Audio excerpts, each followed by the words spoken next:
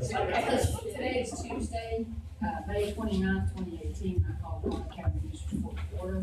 Today we have Anthony Harris from St. John's Baptist Church with communication, so he will stand and remain standing. I got a loud voice, I could have given from back there. Let us pray. Eternal God, our Father, He who is the creator of all things, snow-capped mountains, majestic mountaintops, the oceans, the valleys, even the stars that hang in the skies at night and the sun by day. We thank you, Lord, for another day. Lord, as we gathered here, as these commissioners and county officials have gathered to do the business of this county, Lord, we pray, Almighty God, that you would give them insight. Lord, as you give them insight and intuition, pray, Lord, ultimately that you would give them wisdom. That as they conduct the business of this county, they would keep in mind, oh Lord, that they have a responsibility and obligation to do so in a way that enlightens its citizens and yet creates prosperity for its county. We pray, Lord, that you would continue to give them the wisdom necessary to meet these great demands and responsibilities. Lord, as they come to move forward the agenda of this county, we pray, Lord, that you would be with them, be with their families, be with each and every one of us that sit and that live in this county, operate and live in this county.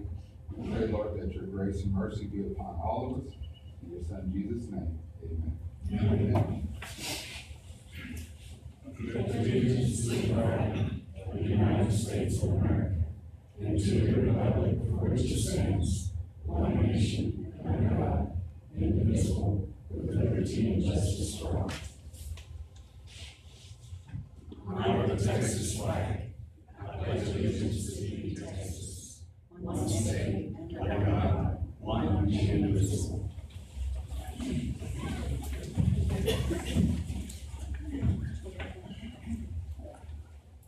Okay.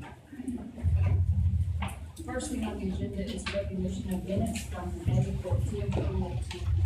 Commissioners Court meeting and May 11th, 2018 for special Commissioners Court meeting. Is there any changes or anything to that? If there's not, so recognized. Number 2, vouchers. To consider and act upon the approval of the payment of vouchers processed by the county auditor's office from May 9, 2018 to May 23rd, 2018. Check numbers 180462 through 180672, and wire transfers 1077 through 1079. In addition to that is the payable register to juvenile probation, and also the procurement card register, for a grand total of $3,635,840.51. I make a motion that we approve the vouchers as presented. Judge Tanner, Yes. page 14, item 18607. Ask that y'all don't approve that. I do not need that travel per diem, but if you could just. Okay, which one was it? Page 14, item 1800607. Okay, so, I will amend my motion okay, to exclude check number 180607. okay. Thank you. I have a motion Second. and a second. All in favor, raise your hand. Did you raise your hand, Mr. Bond? I did. Okay.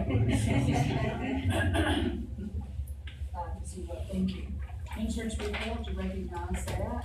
Kay, is there anything you want to talk about on that? Yes, the very last entry on that insurance fund report this time is a transfer from Texas Class of $262,000.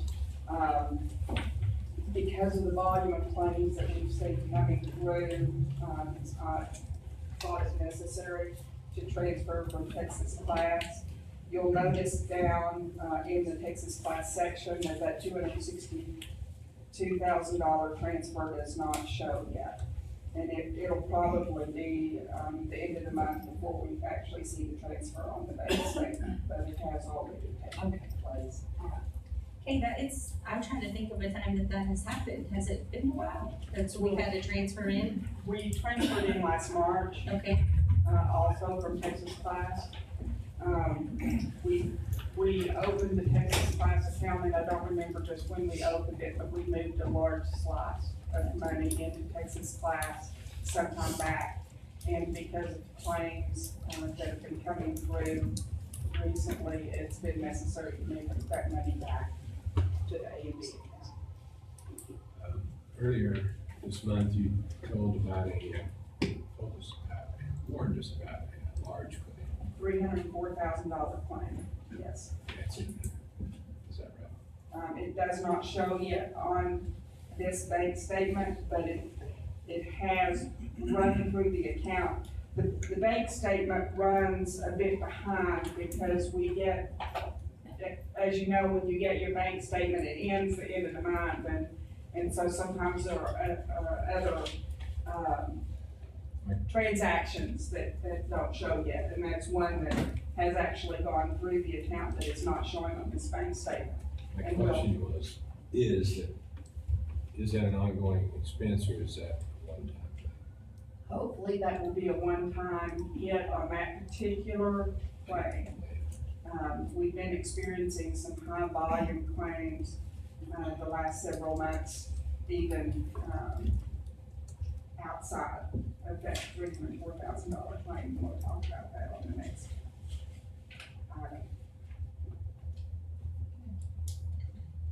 Okay, are you gonna stand up for this next one too?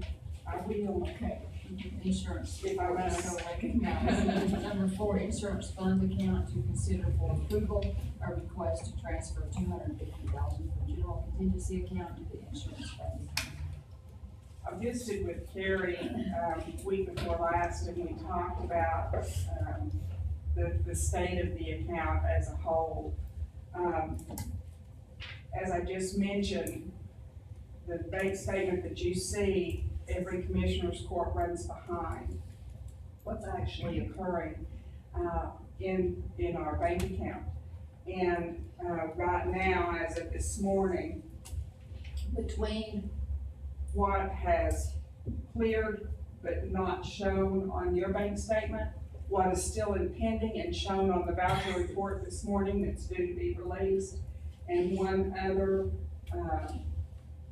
claims funding request, we've got $701,000 outstanding out there that will clear the bank within the next couple of weeks.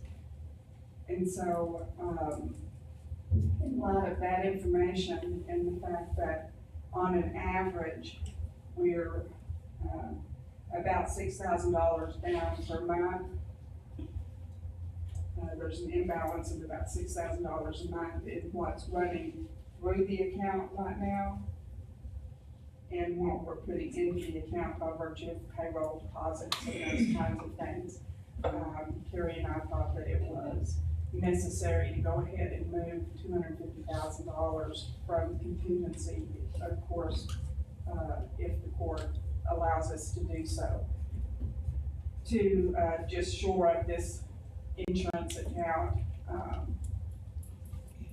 in light of the excess claims that are coming through right now. and we think the contingency is the best place for that to come from, Carrie. I'm trying to remember, we only allocate, I think, $500,000 during budget.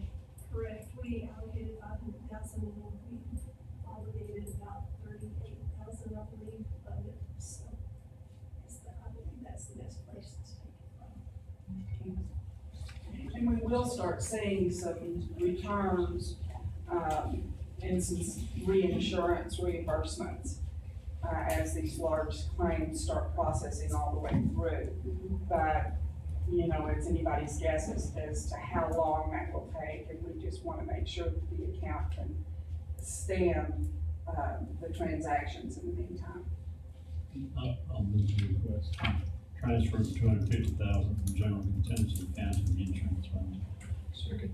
a quick question, so as the replenishment comes in, are there plans to refund these accounts or leave them as is, in particular the contingency one? Unfortunately, it's my understanding through the discussions with Carrie, once that money comes out of contingency, it cannot go back into contingency, is that correct? Well, it's more, once it goes into an internal service fund, it can't be pulled back out. So it's kind of, once it's there, it has to remain there. Okay. Okay, you have a motion in a second, all in favor, raise your hand. Thank you, thank you. Number 5, treasurer's report to recognize the monthly investment report and investment policy. Good morning. Let's quickly give you some totals. Let's see, we're in Emerald National Bank, we have $11,898,100.92. And we're earning 2.09. Tax pool, we have $405,496.01, earning 1.73. Tax pool prime, we have $16,175,308.82, and we're earning 2.02. And Texas class is $10,680,644.74, earning 2.08. So your general cash fund this morning is $39,159,550.49.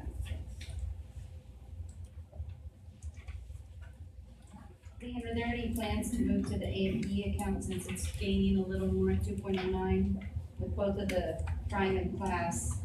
That's 26 million. Right, and we just moved $3 million out, this week with all the expenses and payroll and different things, so, probably I will, I don't wanna put, I mean, I'm still trying to keep it, where we've got it, more leveled out in different places and not just in one spot, so diversifying.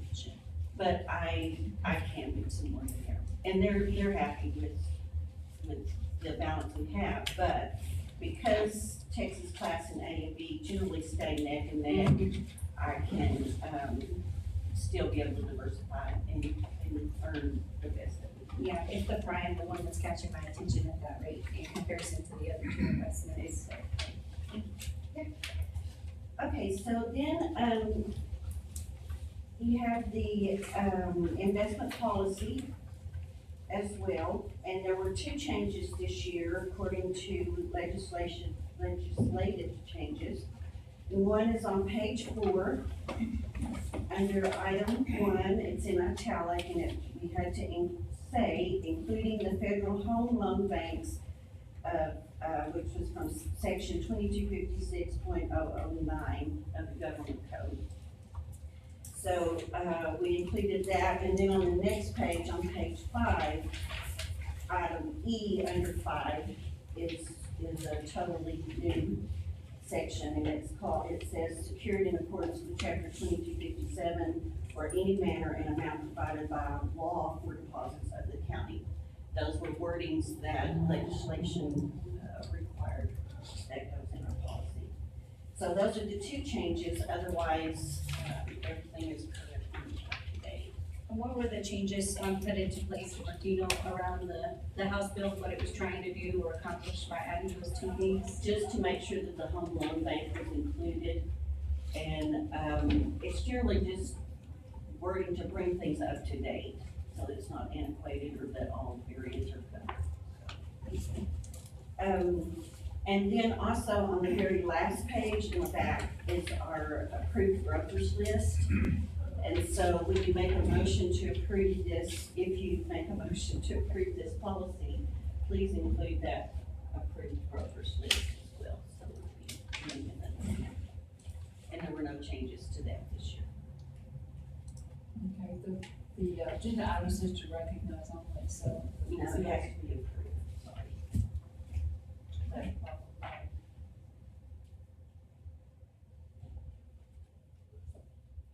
Not the trader's report, but the investment policy. You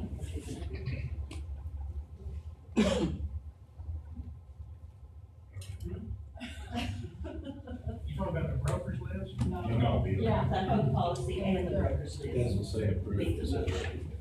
but it says to recognize.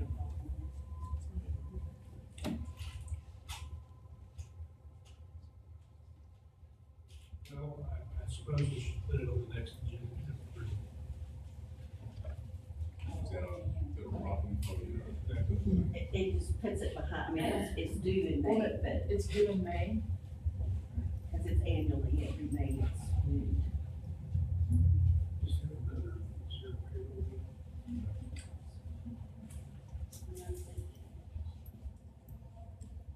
Well, let's proceed with approval. Okay.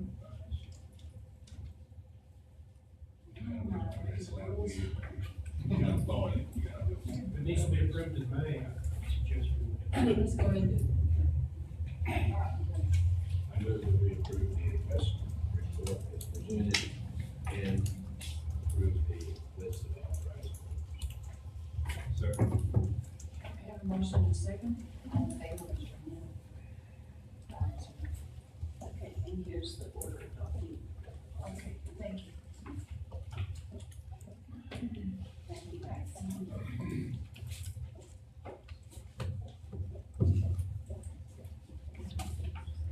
Okay, number 6, Santa Fe building space allocation to consider for approval a request for an evaluation of the space allocation in Santa Fe building. As I believe most of y'all know, we've had an issue with, or not really an issue, but some concerns in the HR department because there are not private spaces for them to discuss employee issues, whether they're employment or, insurance, whatever. So we tried to figure out the best way to solve that problem, but, in talking with Kay and Mike, we decided it might be best to go and allow us to evaluate several different floors in Santa Fe, looking to make sure we're using the space most effectively. So we were just asking permission to do that. I have no problem with that. We've done it in the past, we can bring you the square footage and show you what everybody utilizes. So it'll be done internally, it's not, you're not gonna hire somebody to do this. I've often wondered why HR department doesn't have more privacy. You know, people are over there making life decisions and they're just out in the open talking about it. So I think it's way overdue, way overdue. I think what we'll also look at is on the second floor of the museum area, let's reevaluate where we can keep that. That right there, some of that area is valuable space on the second floor, as well as part of the third and fourth floors. It's just wide open. There's nothing's been divided up in the second floor. We have those back shared rooms where all the items are back through. Okay.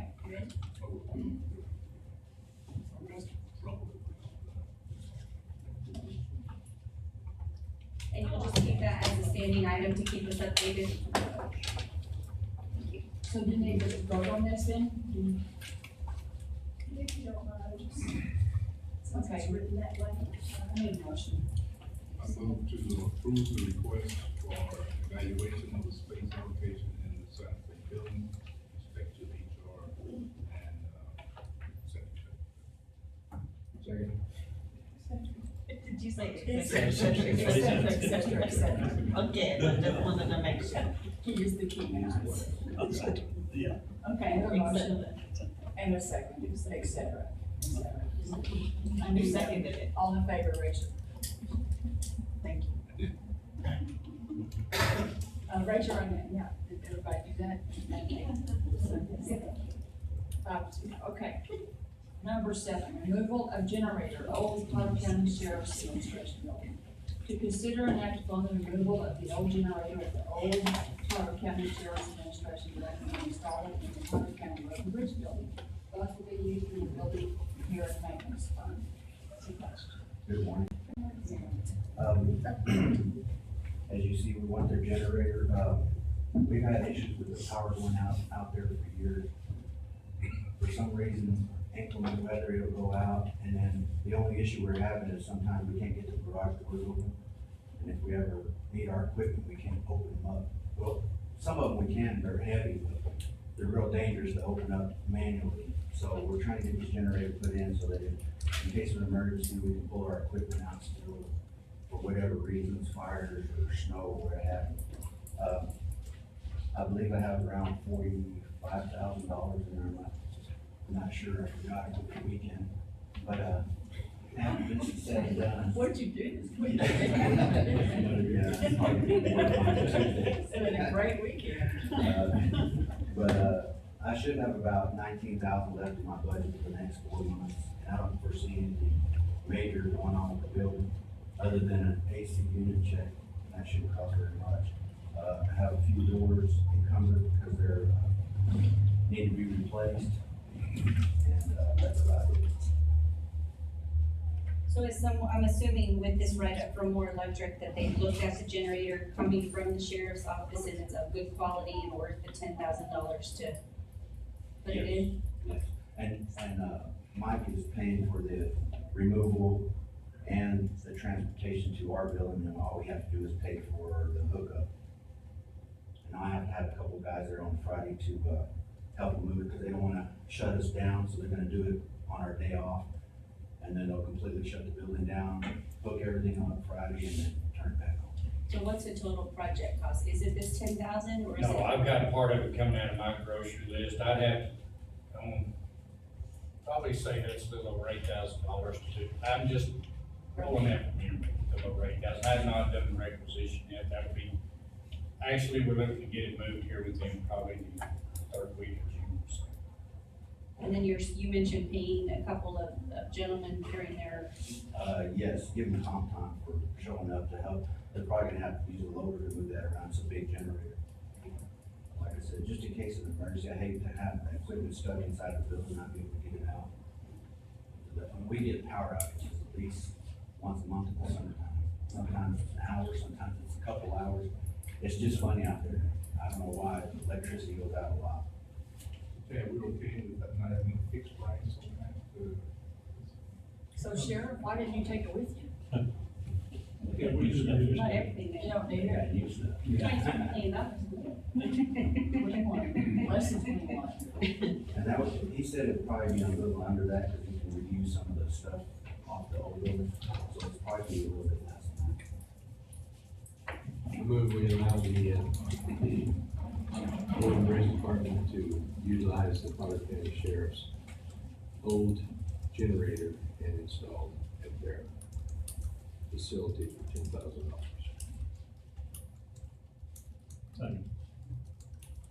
Have a motion and a second on the favor.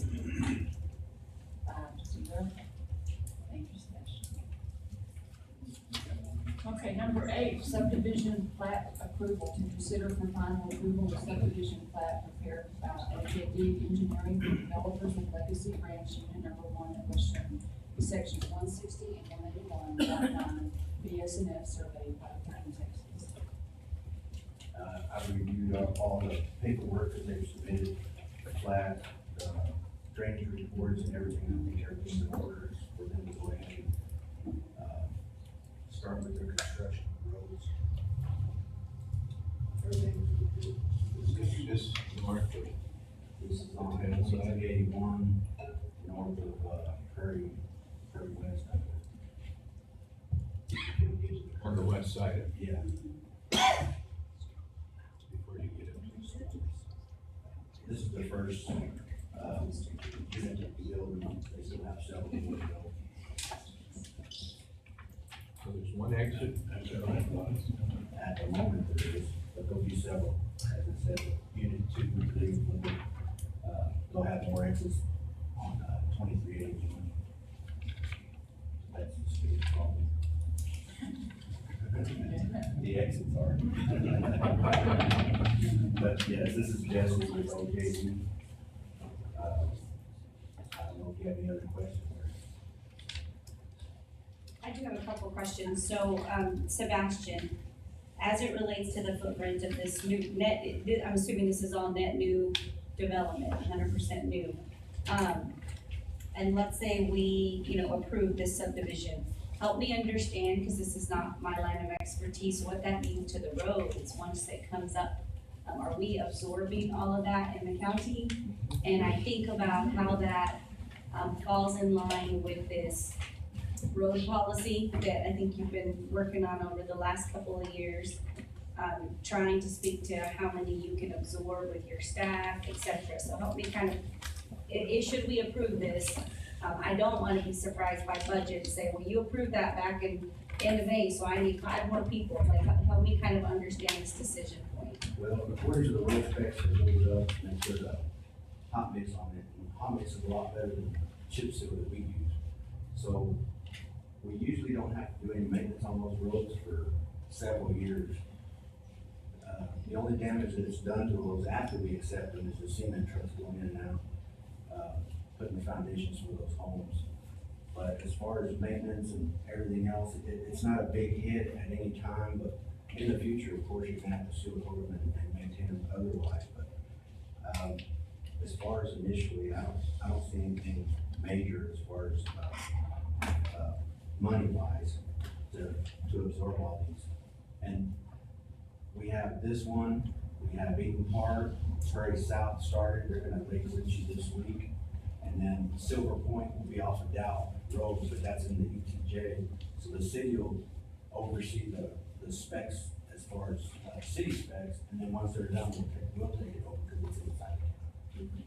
So there's 4 additions going in this summer, or 3 right now for sure, the other one will start construction, he didn't say when, but it'll be soon. We already got the plats cut out. And you can handle that with your current staff. Well, here's the way I understand it, and Chad, you tell me. We can approve a plat.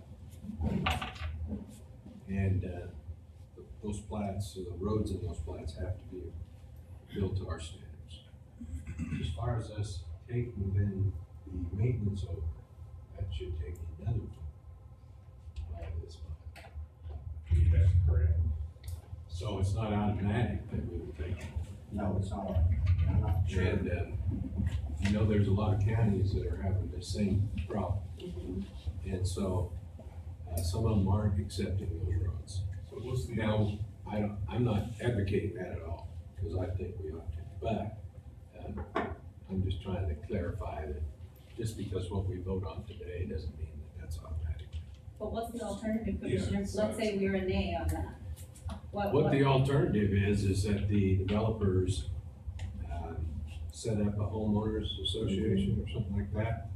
And then it's kind of up to that homeowners association to keep up their roads. That's the Question on the road. alternative. You mentioned that the cement trucks tear those roads up. Do they have any financial responsibility to repair those? And if they do, can we file some kind of suit against them for tearing up our roads?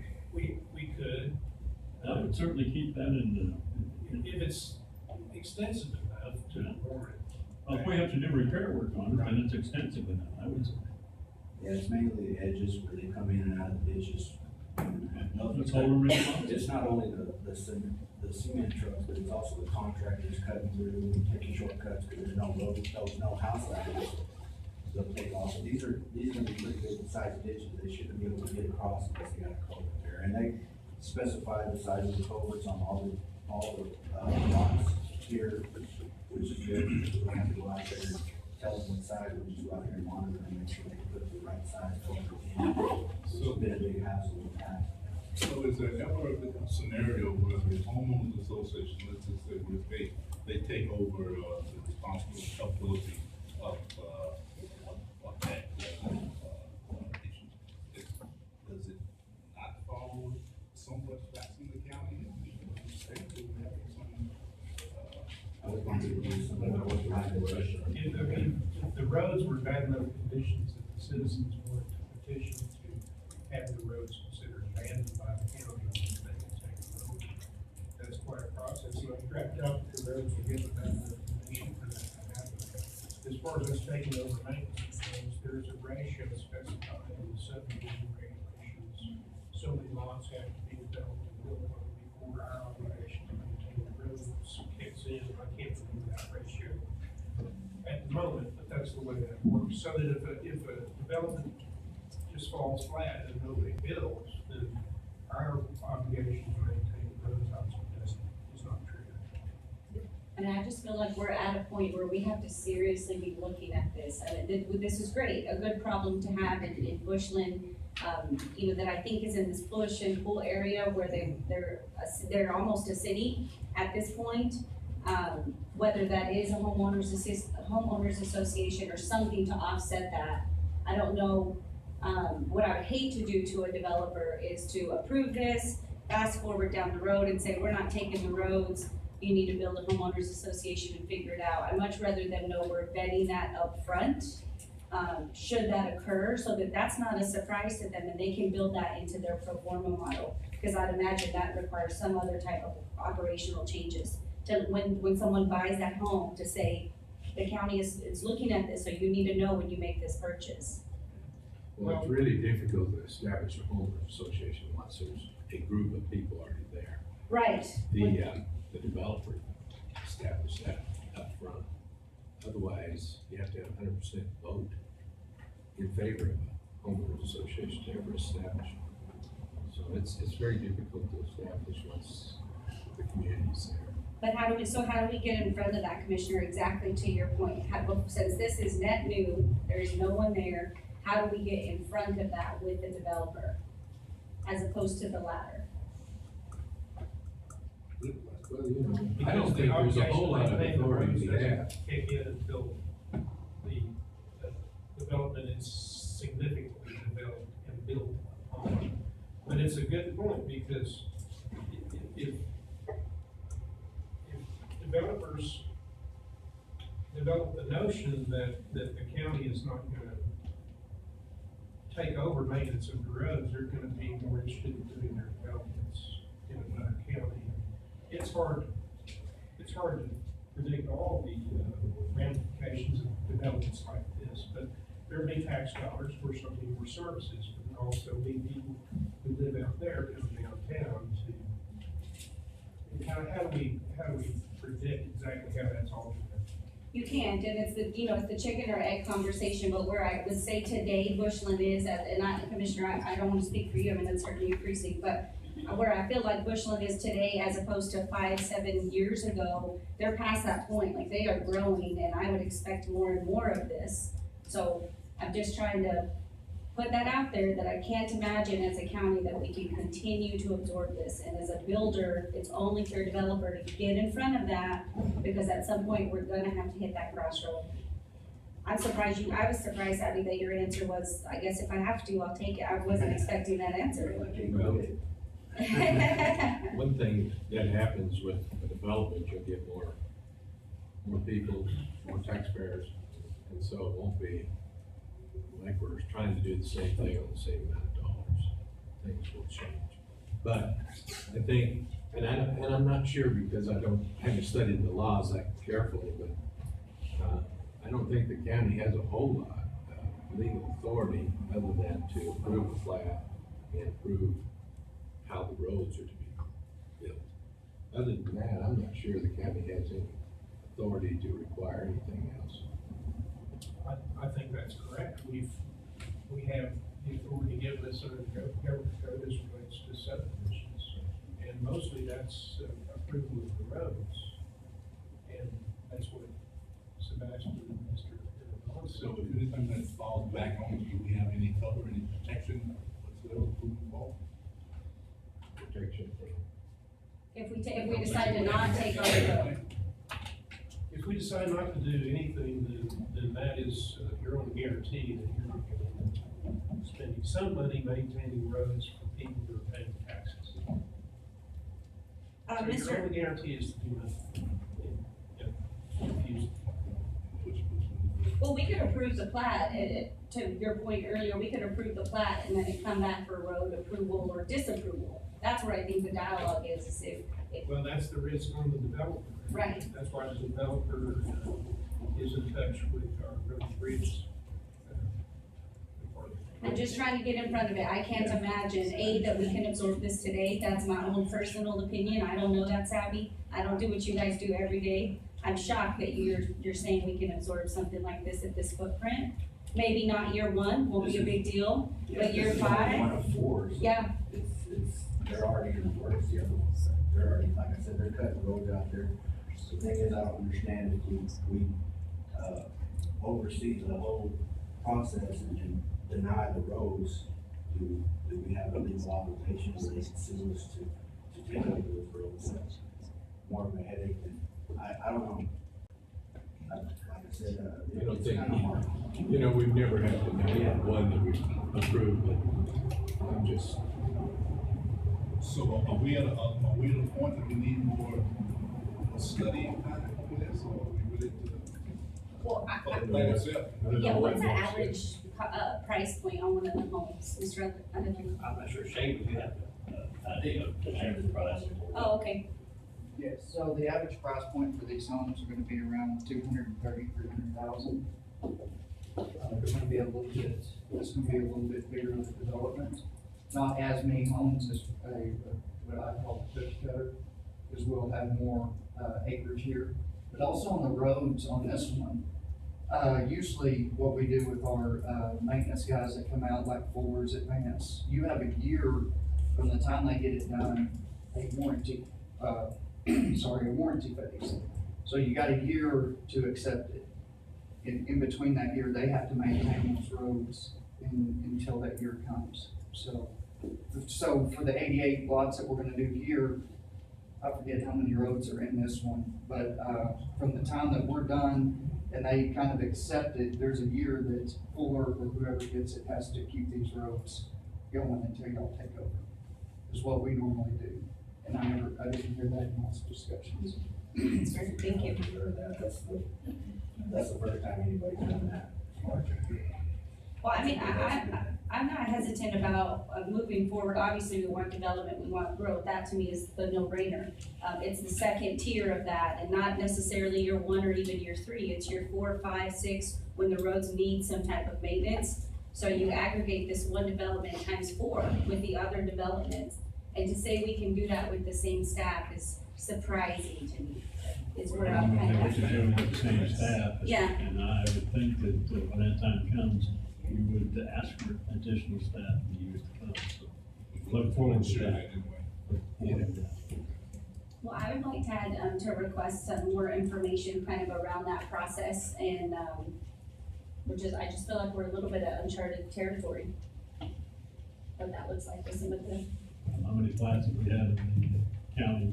oh, no, yeah, but I just I meant, don't have any I problem mean- with it, I think it's something. I don't think we ought to stand in the way of development and all this. sure, One of the things that I would suggest, I don't know how we do that without some kind of special, but we had a kind of fellow talk to us at the West Texas Jesuit Commissioners Conference, and talked about alternative ways of funding things. I thought he brought up some really good, some ideas that I hadn't heard before. And, we may want to invite him here to talk to us a little bit about that, because one is a special district. Maybe Bushland is gonna become a special district that only takes a majority vote to get it established, and then there is a levy that just funds projects within that special district. And I think that might be something we have to look at eventually. that'd be great. I think anything along those lines, Commissioner, because I only see it growing, which is a great problem.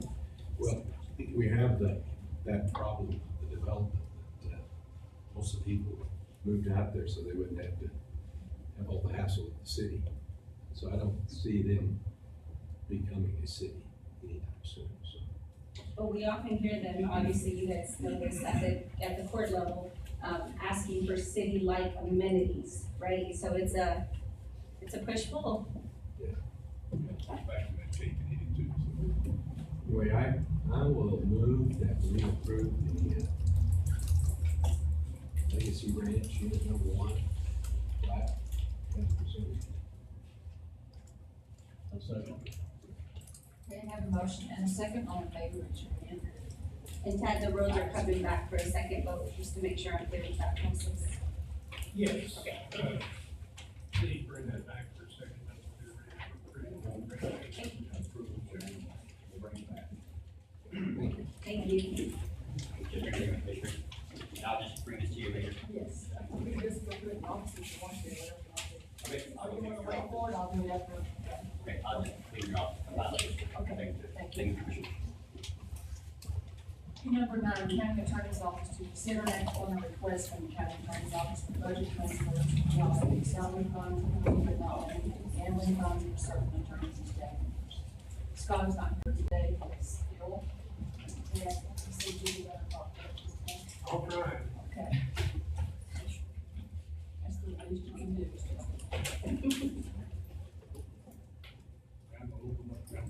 Yeah, we knew it would happen. Okay, so you want to just run through real fast for us? Well, 6 items here. And my understanding is Scott is trying is in one respect, go back, sort of back to the model that we had with Dave was here. We had county attorney versus civil division chief, criminal division chiefs, special prosecution chief. So that's my understanding of what it's trying to accomplish. On item 1, the DV position, we're amending our application to fund 2 positions instead of 1, because APD is bringing us a lot of domestic violence cases. We have one attorney working full-time on those, and she can't keep up. And we're either gonna have to refuse a lot of cases, or we're gonna have to staff up for that. So number 1 is an attempt to blend a staff salary from what would otherwise be a staff position with some money from the gambling forfeiture fund to create an additional domestic violence attorney position. We would expect that our amended application to get 2 positions funded instead of 1 to be approved, and if it's approved, the salary for that will probably be paid retroactively. At the same time, we have a lot better chance of getting that approved if we show that we've already done what needs to be done to put that position in place, because we really have no choice except to refuse DV cases that APD is presenting to us. Maybe we ought to take these one at a time. That's what I have to say about this. Okay. So, it's gonna be funded in 2-prong, an open empty position of 26,310, and then gambling to offset under salary of 30,690. Is that right? Well, you can combine those 2 figures. Yes, Okay. that's correct. And then does that include benefits, or is that just salary? Very nice. So where will benefits be offset? They will follow the salary. So benefits on the 26 will be general fund, and the benefits on the 30,000 will be capital. Okay. Okay, Still maintaining the same number of SMEs in the gambling forfeiture. There is no one assigned to that unit any longer. APD is taking over the gambling interdiction. Our office obviously will do prosecuting in court cases that are presented, but the on-the-street gambling interdiction has been taken over by APD. With, they will call for our advice on occasion, but we provided them with our forms and procedures, and they were able to. so Carrie, will that fund, the gambling fund, exist next year, next budget year? It will, because of the prosecution services, we will still get a percentage from the APD forfeitures. Okay, so we'll have enough in that fund to offset these requested changes that are coming through, we're taking kind of one by one. We are assuming that we haven't seen the process, but it should, yes. Does APD store these machines? Yes. Okay. Except that we still have a whole. We have a lot that will eventually come to court for auction. I don't know how many, but it's a lot. A lot. Yes. So, The whole building is full. We don't have to worry about storing any additional ones. no, that's good. Okay, you want us to do these one at a time then? Is that what you're asking? Let's go ahead and run through them. Okay, We good. can do one motion. Number two is the creation of the first assistant position that previously existed. I thought that you were already the first assistant. What have you been all this time? He said, I've never been he said his name wrong. I thought you were the first assistant. No, Now you're not. I mean, now you are. well, I see depending both of on them. the size. Okay.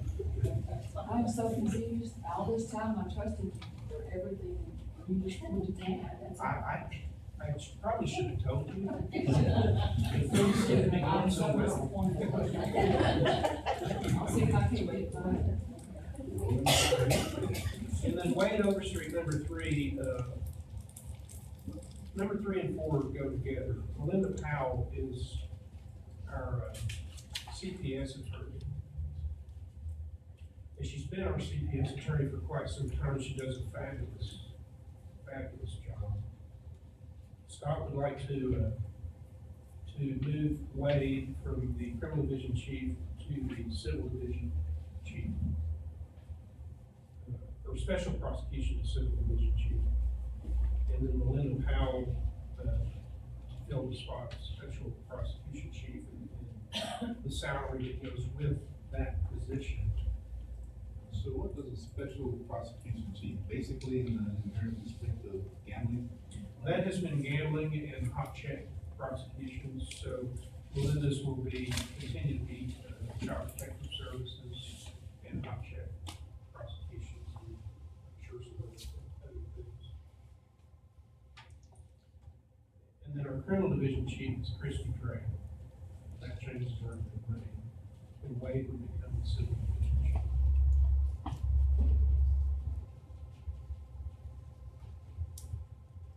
Number five is a young attorney who, a promising young attorney who Scott is,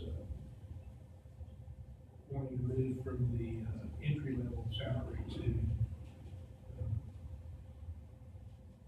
60,000, which is where I think that position maxes out. So what will happen to the position that they're currently in? If they're moving to a vacant position, what's happening with the current one? We have a vacant position right now. Right, this person's moving potentially to that vacant one, but what will happen with the job they have now? Is that being filtered out through attrition? Are you gonna hire again? Well, we hope to hire for that. Okay, So that won't be a single position. There, well, without naming names, we're looking at somebody to fill, to come in as a beginning prosecutor, to take that lower salary.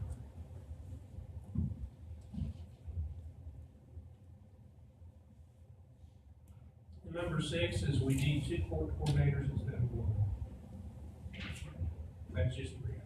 That's right. You always have needed to. We have, and particularly with two new judges coming in, the courts are gonna be pretty active, I think. I'm personally very happy for Teresa. Well, This is where she needs to be. we're delighted that she's back.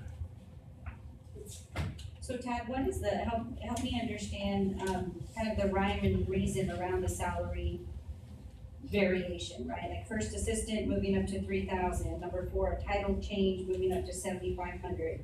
Number six, almost a 12,000 increase. So I'm wrestling with two things. One, this is obviously happening outside the budget process, so I'm not sure if there's something immediate that you're trying to react to.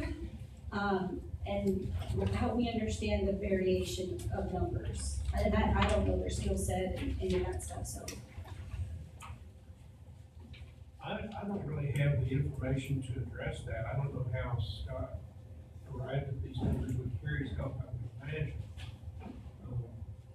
Carrie, do you have any information? Well, they just asked me if it was doable within the budget. So, This is what Pandora's. Mm-hmm. Well, I'm assuming that these are positions that are budgeted for these salaries. Right, what happens, I think, sometimes down the road is when we start to look at, budget variations, there's a whole range of a lot, depending on what's happening in that department. I think it's still something we wrestle with countywide, like consistency around salary ranges, thresholds, those kind of things. And it is very fluid, department by department, at least that's been my reaction kind of on the outside. So I'm trying to get my hands around or appreciate, bouncing from 3,000 to 7,500 to 12,000, as opposed to just, well, I'm gonna give them, $12,000 raise, or, like, I wanna be able to articulate that, should a taxpayer pick up the phone and call and ask. Well, how I would articulate it is that Melinda Powell is moving from a position of a CPS attorney to the civil division, for the special prosecution chief. And that is a position budgeted at a higher salary. And Mr. Trout is moving from an entry-level position to a position that's salary for a more experienced attorney. So that too is a budgeted position. And then Teresa Hyatt is moving from a hot check clerk to a position of court coordinator, which I understand to be a budgeted position.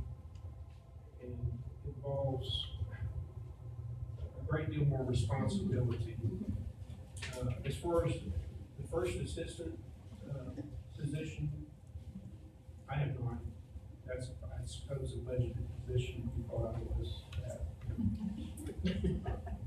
So have those positions just been vacant in practice, like in name only, they've just been there, and we're moving them to with the title change? I'm with you, Judge, I expected some of this already to be, for time to be first assistant, so. Were those just open vacant titles, if you will, but they were being funded in other, with other titles? Well, when they retired, the first assistant kind of ceased to exist, and he needs to recreate it now so that he has someone who is definitely in charge when he's out. It's my impression. That's my understanding. Sure. So he gave you a whole year to get ready for that decision? Yeah, we flipped a coin and I lost. Okay. I didn't see why he would give you a year. You had to prove yourself to that. Really good. Well, thanks. Appreciate it. So, Before this had to come to court, before y'all approved the positions, that's when these changes were made that we're kind of going back to, so it kind of had right under the radar. So he's kind of reinstating it back to what it was for the most part. Pretty much. And there's some shuffling going. Wade was the criminal division chief, but he chose to run for judge, and on the assumption that he was going to win, we had a chance, Scott had a chance to hire a very, very good attorney to become a criminal division chief, which he didn't. And so the election didn't turn out as we expected, and so Wade is, we're gonna leave her in that position, and Wade is gonna become the civil division chief, a job he's already done. And we can use the help in that department. That was prior, that was already, in place. They were all those positions are already in place. So Carrie, from a budget perspective, most of this being offset by the gambling fund, do you feel comfortable fiscally that we're not gonna be dipping into contingency or other funds to be able to offset this change? Even if they didn't bring in another dollar in the gambling fund with the machines that are waiting to be auctioned and what's in the account right now, I think they had at least 4 years to cover all of this, so we have 4 years to either build that gambling fund back up or figure out different funding. I mean,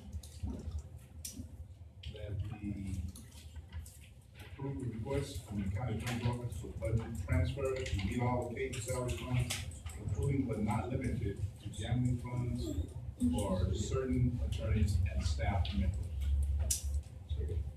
Second. Have a motion and a second on the favor of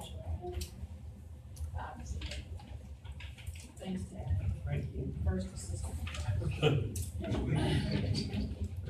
Number 10, law enforcement complex project demolition. To consider and act on award formal bid number 1158-18 to J. Martin Demolition, lowest evaluated bidder in the amount of $78,456 on the demolition of the old Ottawa County Sheriff Department Administration Facility.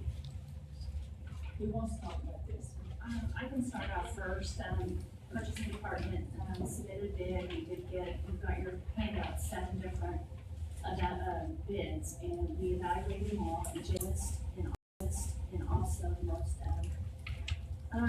qualified as far as, the references that were called upon. I called the references, we had the architect led by some, like head of the facilities bid, and, it came in, very, very good for JMR, so.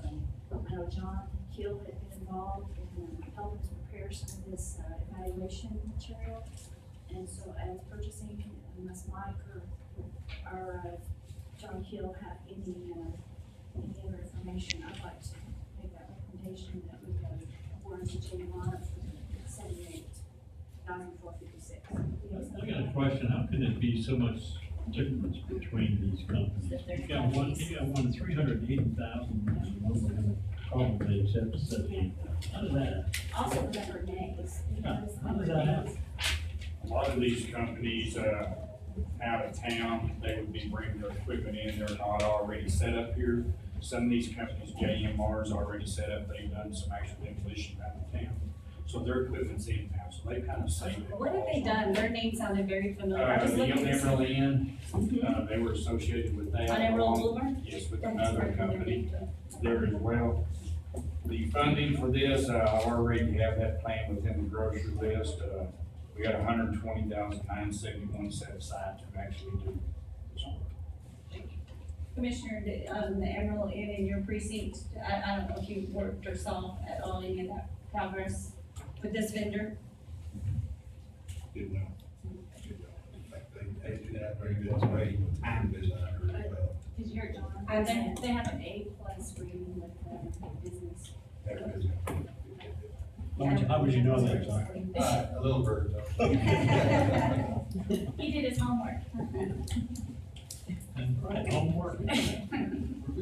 I make a motion that we approve, formal bid 1158-18 to JMR Demolition, lowest evaluated vendor in the amount of $78,456 on the demolition of the old Potter County Sheriff's Department Administration Facility. Funds to come from, It's coming from our grocery list, I can't remember the actual line item. It's coming out of the project funds that carry those. okay, so I'll just stop there and not include the funds coming from. Second. I have a motion and a second, all in favor? 5-0. Thank you. Thank you. Number 11, law enforcement complex project landscape. To consider and act on the following. A, allow the purchasing agent to open single bid responses formal bid number 1159-18, landscape of the Old Potter County Sheriff Department Administration Facility, and B, to award the single bids after review to Green Plains Design.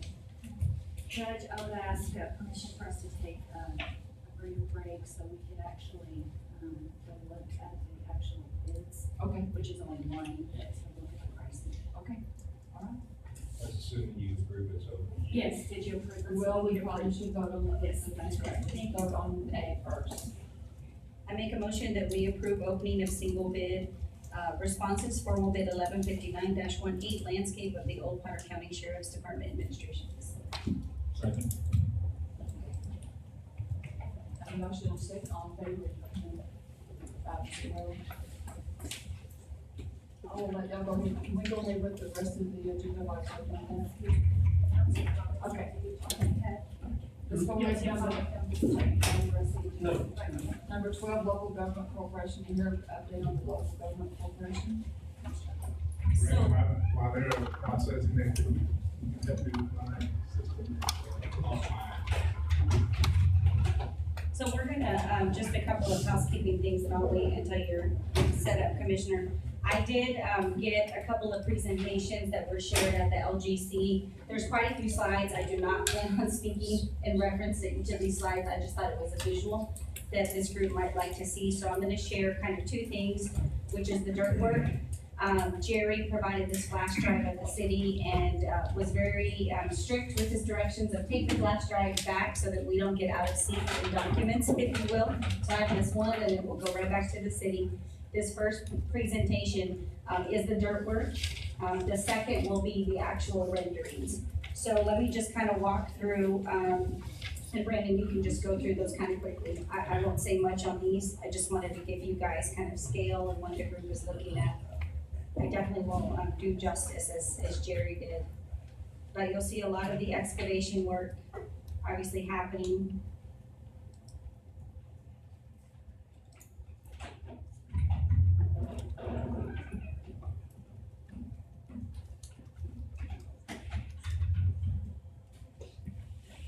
And then the PDF here, these are renderings, as he said, true to scale. There's a few things that might change a little bit, but for the most part, very true to scale. So as we look at what this will look like kind of standing up, again, I wanted to use this opportunity to share. There is plans, what he shared from the ball team is to have a play area for the kids. That's still part of the rendering.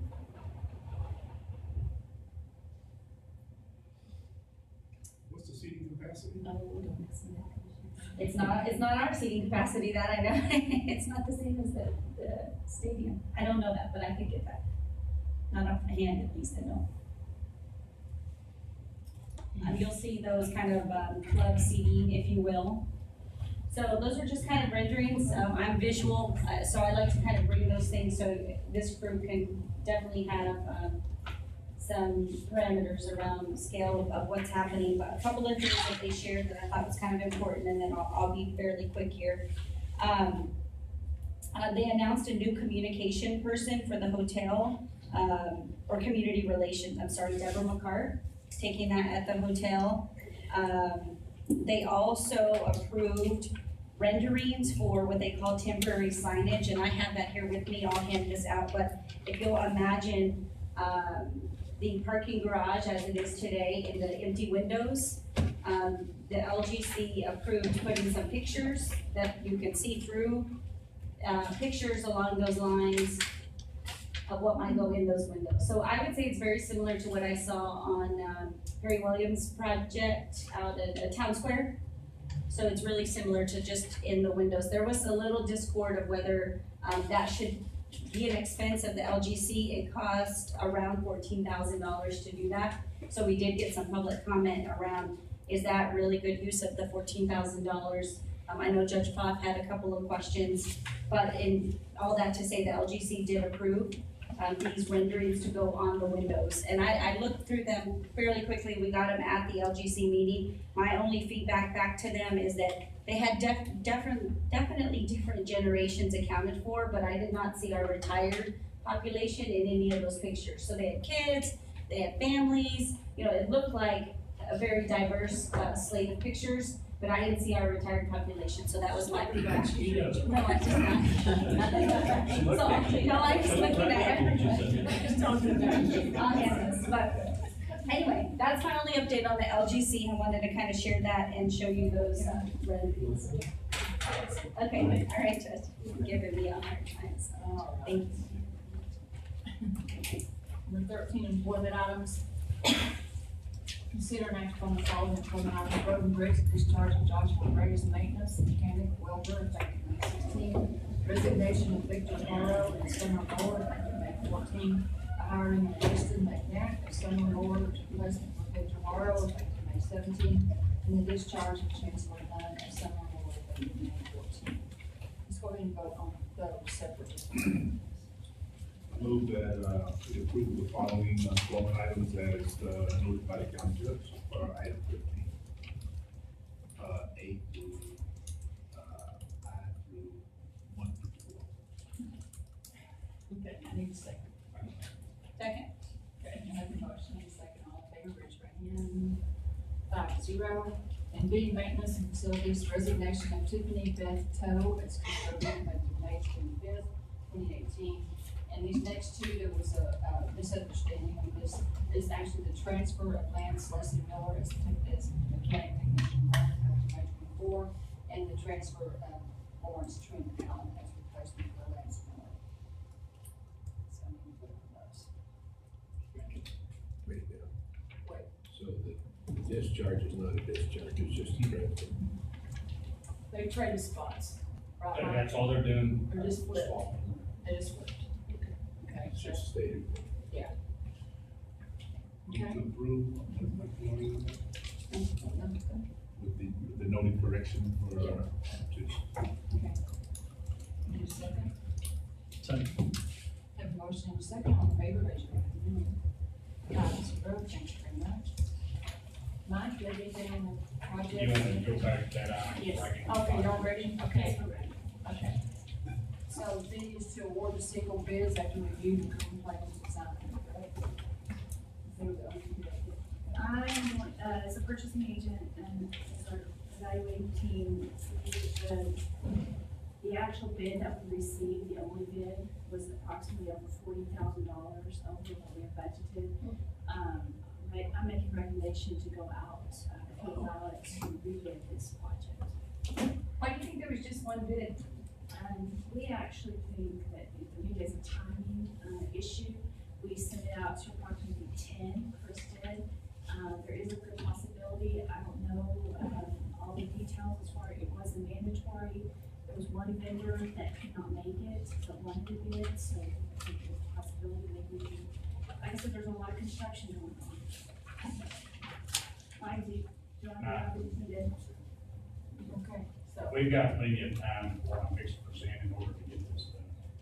So I just know I just need a vote, I do need a vote to go out to rebid, well, to reject to reject. the bids. Yes. I make a motion to reject formal bid 1159-18 with a single bid response and to allow a purchasing agent to go out for an additional rebid. Second. Okay, I have a motion and a second, all in favor, raise your hand. 5-0. Thank you. Now, yes.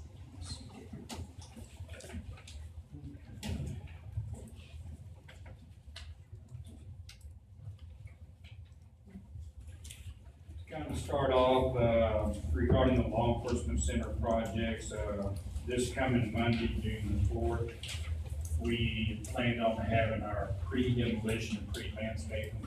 Landscaping will not happen now, so we'll hold our meeting with the contractor. Kind of go over the specifics of what's required over there a little further in detail. The actual demolition of that building over there, I'm looking to start it July the 9th. We've got some other issues going to be happening within the building between now and then. One of the biggest things on the LEC project out there was y'all remember during the dedication, the building, front of the building looked nice, but originally it should have been torn off prior to the dedication. We hauled them off where you could have that. Since then, the windows have been repaired, bricks being put back, sheetrock's being put back inside. All of the metal panels completed around the building, composite and corrugated metal, they've all been replaced. The vehicle maintenance garage, they have been replaced as well, all the metal panels around that building. So like I said, June 4th is our pre-demo meetings. June the 6th and 7th, we have some training going on over there within the building. This kind of set the stage for what Vicky will be presenting to you here in just a few moments. Why June is just really tied up. June the 15th, between the 1st of June and the 15th, I'll give notice. I need all utilities removed from the buildings where we can prepare for the demolition of it. Between June 16th and 19th, Sebastian's generator will be removed and we can be able to proceed forth then. So demolition July the 9th through the 12th. Landscaping, we'll just push it a little further back.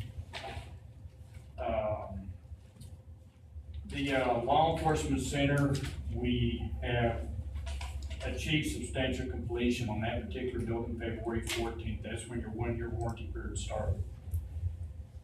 Since then, I filed 5 official warranty claims on the building. The biggest one, I need to make y'all aware of it today where this issue could be possibly going, and we hope we can get it corrected. Western Builders has worked very great with us in trying to resolve this particular issue. The boilers that's out there, your heating boilers that heats this facility.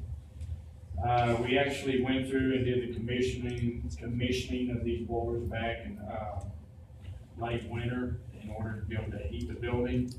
They were commissioned, that means they were started up by a factory rep. At that time, they were just brought up long enough to shut back down. We did not meet our requirements for a state inspection, so we had to shut them down. In the meantime, I went through and we had to make some corrections out there, so we did receive the state inspections. And at that point, we attempted to fire these boilers. We started noticing we had some major problems out there.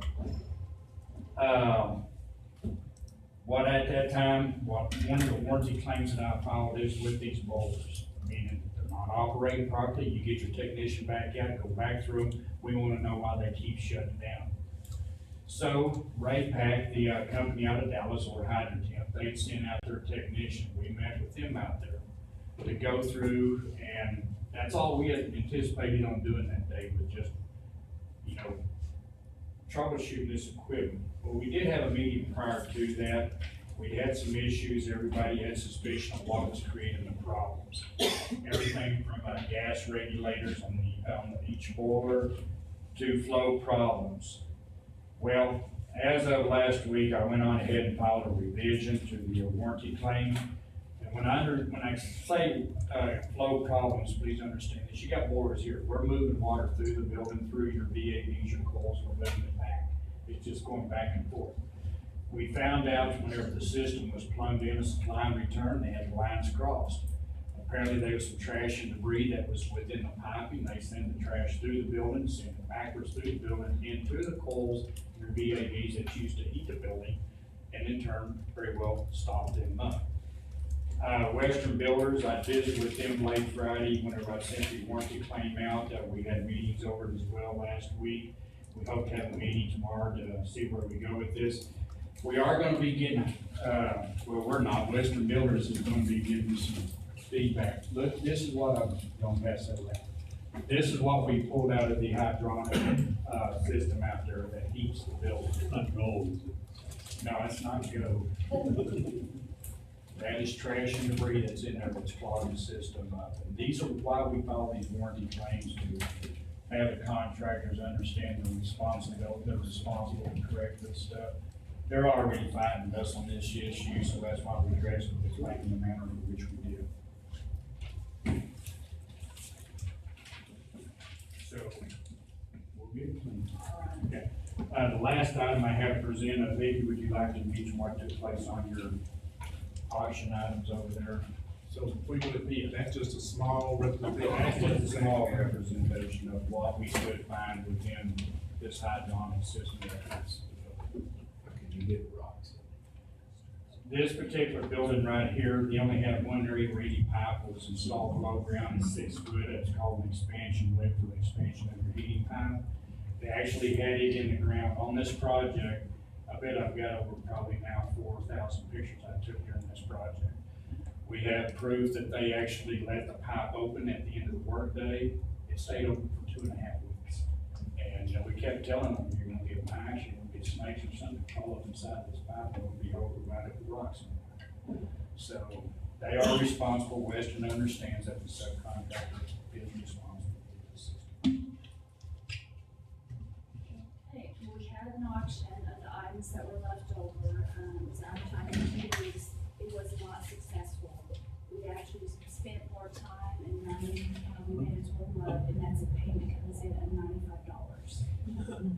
So, the advertisement was a little over 40. I know, Chris Byer and also Daniel spent a lot of time.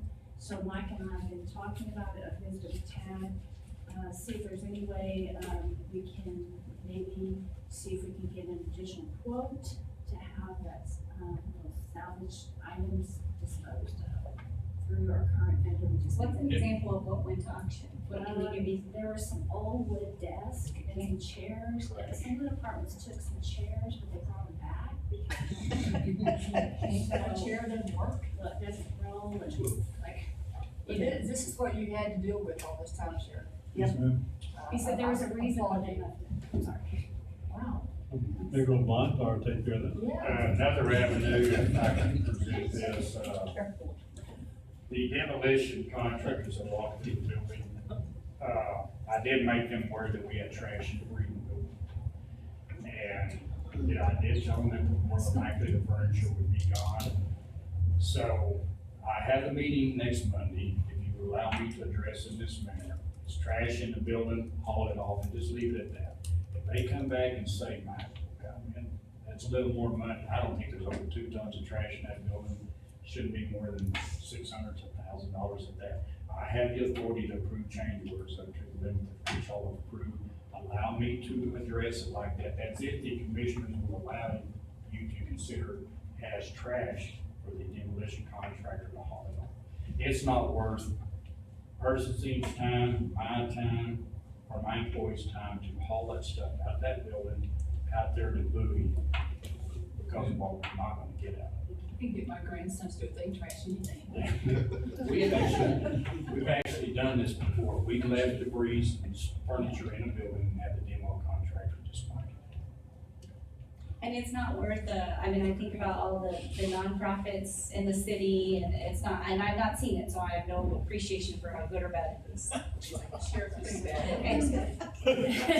Just asking questions. Don't embarrass us by You this. wouldn't I'm just saying. even give it to a homeless person at all, huh? They can take it out of the tent city, but I think they might even do it now. Don't embarrass us by donating that stuff. I mean, really, and that was my question. There's a reason why it was left there. We had a lot of people that came through from other departments and went, never mind. Well, I would recommend that we give Mike the authority to get rid of this stuff through the, I guess, the contractor. Is that how you need to do that? No, we can do that. It's always been out. So we don't need it. I get rid of it either way. I don't know. Motion. We need a I did make a motion. motion. Okay, he just did. So we have a motion. Yeah. We have a second. You have a second? Second. Okay, motion and second. All in favor, raise your hand. Go for it. Okay, thank you. Grandsons work cheap if you need them. That's what they did at the.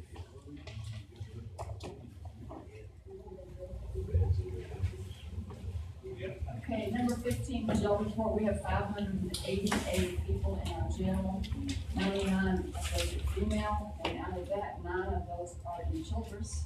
We also have 9 males that have been transported to Carson County and 1 to Armstrong County, so we are full.